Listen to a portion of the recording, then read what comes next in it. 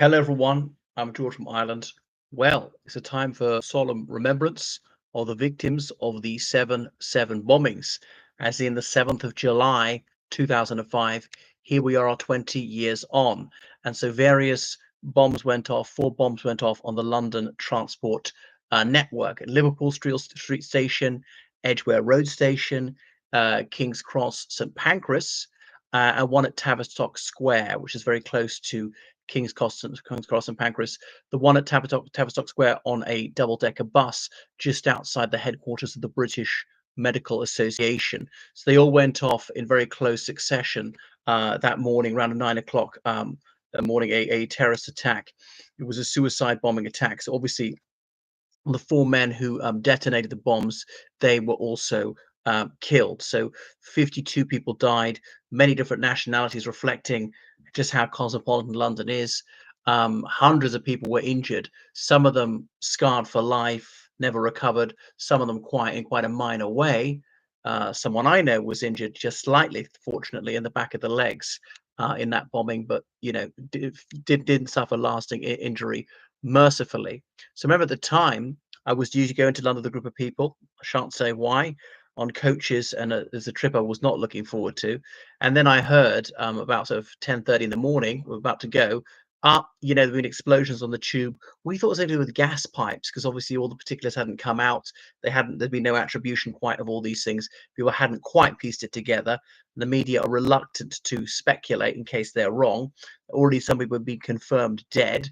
More people will be rushed to hospital. Some are not dead on arrival, succumb to their injuries over the next few hours or indeed days.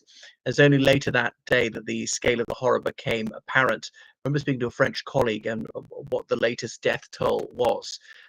So this is the time of the liberation of Iraq, and the terrorists of Al Qaeda and its Shia mirror images were setting off bombs on a daily basis to slay civilians and things like that. So unfortunately, there was numbness set in, this sympathy fatigue, and people just couldn't feel that much grief anymore. So remember, Tony Blair was Prime Minister of a Labour government at the time. So Comrade George Galloway wasted no time in blaming the victims as usual and saying it's because of the Iraq war, almost as though Al Qaeda and its affiliates weren't trying to do this sort of stuff before the liberation of Iraq and so on, or to countries that were never involved in that, like India or whatever. So it was specious to do so. But wait a second, even if I'm wrong, even if they were doing it because of the liberation of Iraq, that doesn't make the liberation of Iraq wrong.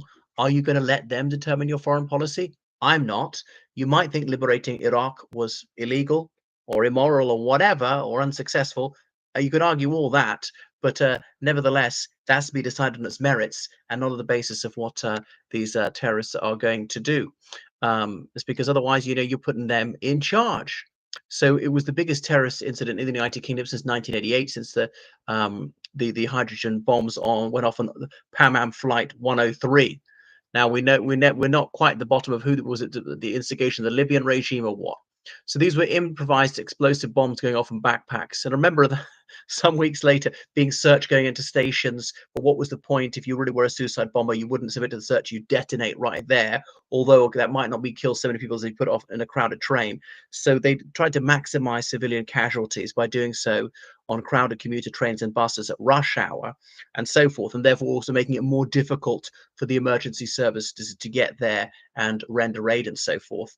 I remember taking off my backpack on a train, putting it up high and walking to the loo and coming back a couple of minutes later, and a South African saying, "You just scared the shit out of a whole load of people," because they thought it was about to blow.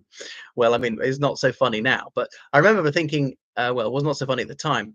I remember being a bit anxious about getting the tube for some months afterwards, and I thought, well, I'll go with the extreme end, because if they explode a device, I'll probably do it in the middle thing to maximize casualties, maybe give myself a slightly higher chance and so on. There was racial profiling. I remember going into a nightclub with some friends. Well, I bumped into two university friends, one of whom happened to be of South Asian extraction, and he was the only one patted down. Actually, he's a Hindu, but you can't tell these things by looking at him.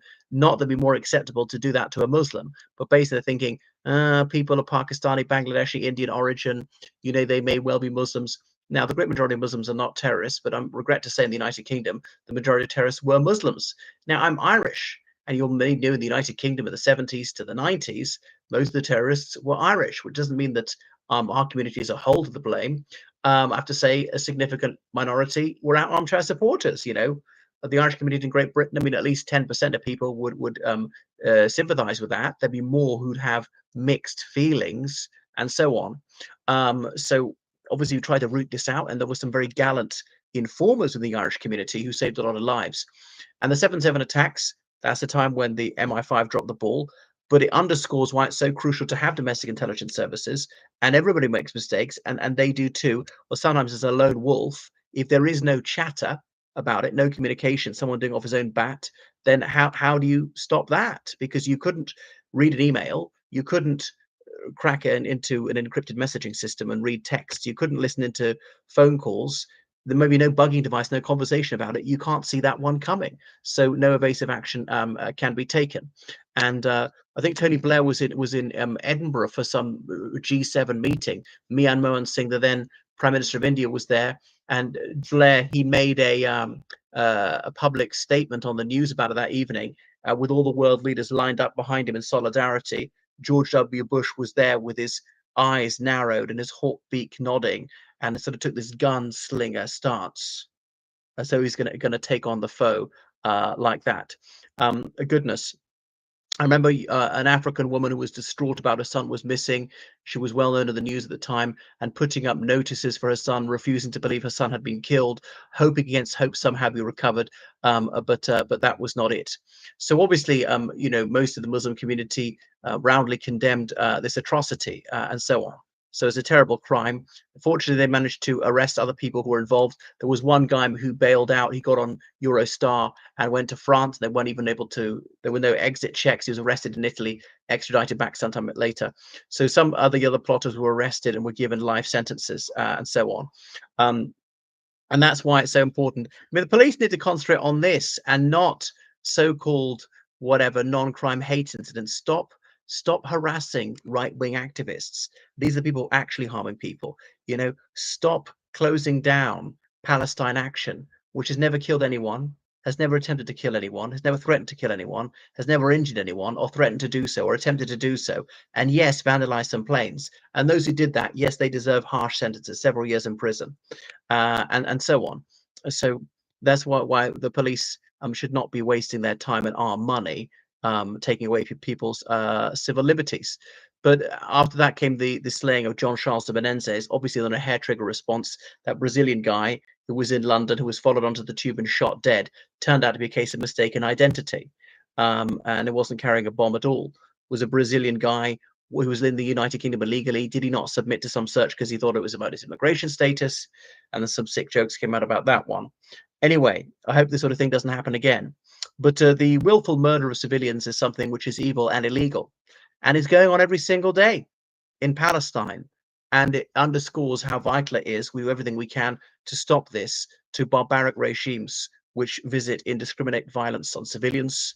The worst terrorist organization in the world at the moment is the Israeli military, which has bombed almost every hospital and clinic in Gaza, has deliberately targeted civilians there to multiply the deaths. People who are wounded who could be saved aren't being saved because the doctors have been murdered and can't treat them, and so on.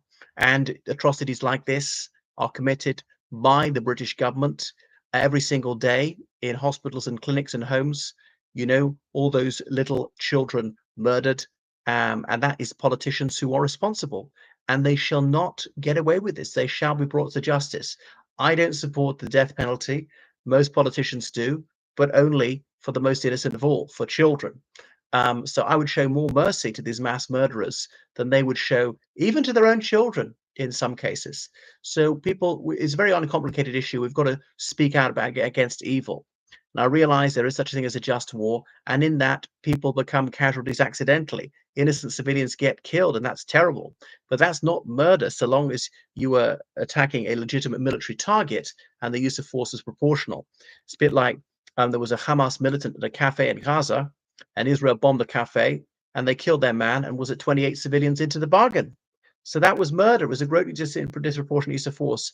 The Northern Ireland conflict, the security forces were very, very restrained. And so they killed only very few terrorists, and now these loony lefty judges are saying it's illegal to keep the public safe like that.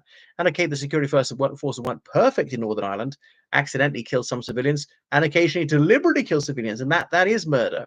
But it's a better moral and legal record than almost any other armed force in a similar situation. Well, do what you can to save innocent lives. Stand up against terrorism, whether it's by a state or by a non-state actor, whether it's by establishment politicians or not, whether against adults or against children, whether against the perpetrator's own children, is an aggravating factor and not a mitigating one. Anyway, thank you for watching my channel. Make sure you subscribe on Patreon, donate PayPal, georgecallan79@gmail.com. Goodbye.